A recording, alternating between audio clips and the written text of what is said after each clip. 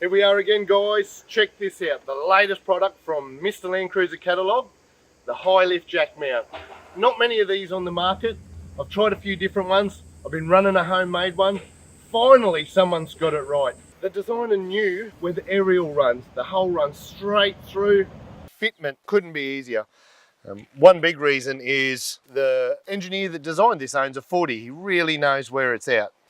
These are the existing screws.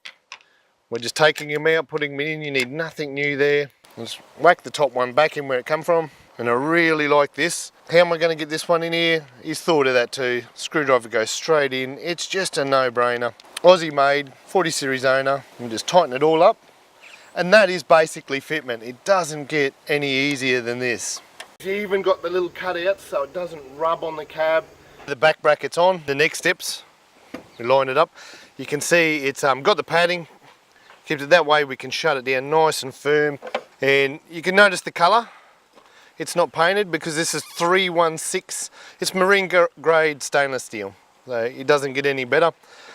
And again, yeah, in the bush, you see how simple this is to get on and off. So there you go, guys. Simple install. I run it on my truck. There couldn't be a better recommendation than that.